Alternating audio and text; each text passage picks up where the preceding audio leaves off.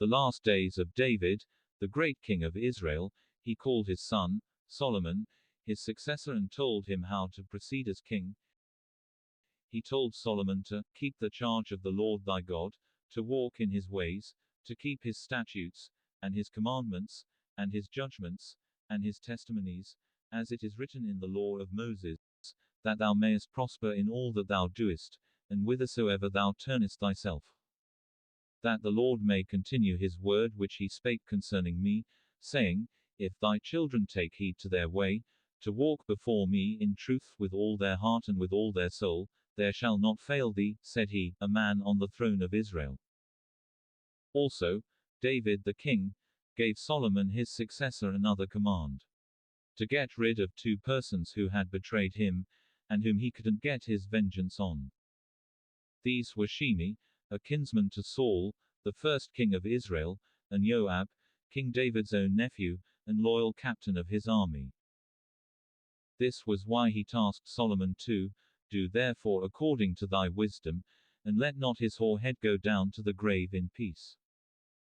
King Saul, when he died, along with 3 of his sons in a war against the Philistines, had only one son left who was capable of ruling after him. This son was Ishbosheth, who was backed by Abner, the son of Ner, and Saul's uncle. Abner was a capable commander, and by backing Ishbosheth, he made himself a fierce rival to David.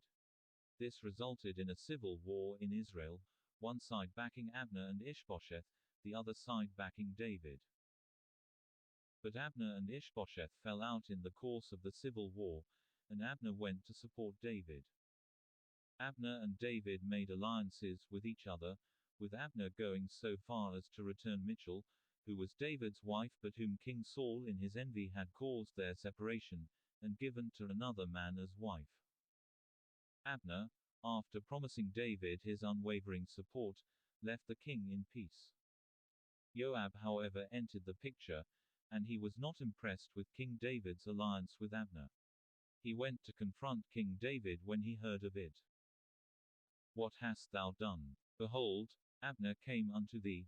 Why is it that thou hast sent him away, and he is quite gone? Thou knowest Abner the son of Ner, that he came to deceive thee, and to know thy going out and thy coming in, and to know all that thou doest.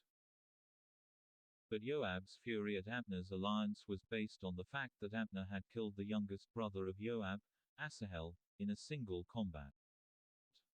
Joab had never forgiven Abner, so when he told David what he had thought of Abner, he went his soldiers and chased after Abner, and brought him again from the well of Sirah. But David knew it not. And when Abner was returned to Hebron, Joab took him aside in the gate to speak with him quietly, and smote him there under the 5th rib, that he died, for the blood of Asahel his brother. This news distressed King David so much he placed a curse on Joab, saying, I and my kingdom are guiltless before the Lord forever from the blood of Abner the son of Ner. Let it rest on the head of Joab, and on all his father's house, and let there not fail from the house of Joab one that hath an issue, or that is a leper, or that leaneth on a staff, or that falleth on the sword, or that lacketh bread. King David further lamented, Died Abner as a fool dieth. And the king said unto his servants, Know ye not that there is a prince and a great man fallen this day in Israel? And I am this day weak, though anointed king, and these men the sons of Zeruiah be too hard for me. The Lord shall reward the doer of evil according to his wickedness. Years later, when King David had grown sons, one of those sons, Absalom, rebelled against the king his father, and took over the throne of Israel. But King David, rather than fight his son, ran away from the kingdom and was followed by his faithful followers. And when King David came to Bahurim, behold, thence came out a man of the family of the house of Saul, whose name was Shimei, the son of Gera. He came forth, and cursed still as he came. And he cast stones at David, and at all the servants of King David, and all the people and all the mighty men were on his right hand and on his left. And thus said Shimei when he cursed, come out, thou bloody man, and thou man of Belial. The Lord hath returned upon thee all the blood of the house of Saul, in whose stead thou hast reigned, and the Lord hath delivered the kingdom into the hand of Absalom thy son, and, behold, thou art taken in thy mischief, because thou art a bloody man. King David in response to these insults never replied Shimei a word. Not even after his bodyguard and nephew, Abishai, the younger brother of Joab, asked to be given permission to murder Shimei. King David warned him not to do it, saying, Let him curse, because the Lord hath said unto him, Curse David. Who shall then say, Wherefore hast thou done so? Thus, as David and his men went by the way, Shimei went along on the hill's side over against him, and cursed as he went, and threw stones at him, and cast dust.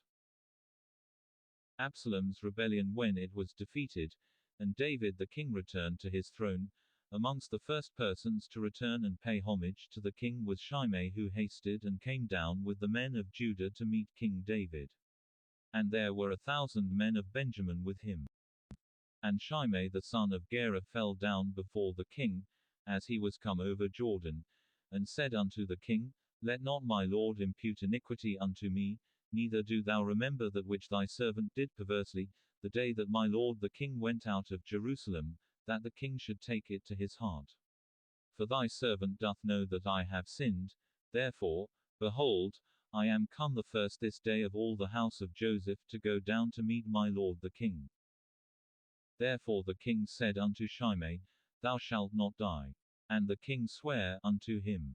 King David moreover, to smoothen tension between the divided kingdom which Absalom's rebellion had caused, made Amasa captain of the king's army instead of Joab. Amasa was a nephew to the king whose mother was King David's older sister, Abigail. Absalom in his rebellion made Amasa his captain in place of Joab, and when David returned, and to avoid disgruntled soldiers, he retained Amasa in his previous role. This made Joab angry, but he never mentioned a word about it. But another rebellion occurred in the kingdom of Israel which was led by Sheba, son of Bichri, who blew a trumpet, and said, We have no part in David, neither have we inheritance in the son of Jesse, every man to his tents, O Israel. To crush this rebellion, David said to Amasa his new captain, Assemble me the men of Judah within 3 days, and be thou here present. Amasa however delayed, and this worried King David, who said to Abishai, Now shall Sheba the son of Bichri do us more harm than did Absalom, take thou thy lord's servants, and pursue after him, lest he get him fenced cities, and escape us. Abishai obeyed, and together with his brother Joab, Joab's men, and the Cherethites, and the Pelethites, and all the mighty men, and they went out of Jerusalem, to pursue after Sheba the son of Bichri. But when they were at the great stone in Gibeon, Amasa went before them. And Joab's garment that he had put on was girded unto him, and upon it a girdle with a sword fastened upon his loins in the sheath thereof, and as he went forth it fell out. And Joab said to Amasa, Art thou in health, my brother? And Joab took Amasa by the beard with the right hand to kiss him. But Amasa took no heed to the sword that was in Joab's hand. So Joab smote Amasa therewith in the 5th rib, and shed out his bowels to the ground, and struck him not again, and he died. So Joab and Abishai his brother pursued after Sheba the son of Bichri. And Amasa wallowed in blood in the midst of the highway. And when a man saw that all the people stood still, he removed Amasa out of the highway into the field, and cast a cloth upon him, when he saw that every one that came by him stood still. Thus, Amasa was gotten rid of by Joab, and this was a bittersweet victory for King David. However, he mentioned nothing about Amasa to Joab. During his last days, however, he instructed Solomon. Moreover, thou knowest also what Joab the son of Zeruiah did to me, and what he did to the 2 captains of the hosts of Israel, unto Abner the son of Ner, and unto Amasa the son of Jether, whom he slew, and shed the blood of war in peace, and put the blood of war upon his girdle that was about his loins, and in his shoes that were on his feet. Do therefore according to thy wisdom, and let not his hoar head go down to the grave in peace. And, behold, Thou hast with thee Shimei the son of Gera, a Benjamite of Bahurim, which cursed me with a grievous curse in the day when I went to Mahanaim, but he came down to meet me at Jordan, and I swear to him by the Lord, saying, I will not put thee to death with the sword. Now therefore hold him not guiltless, for thou art a wise man, and knowest what thou oughtest to do unto him, but his hoar head bring thou down to the grave with blood.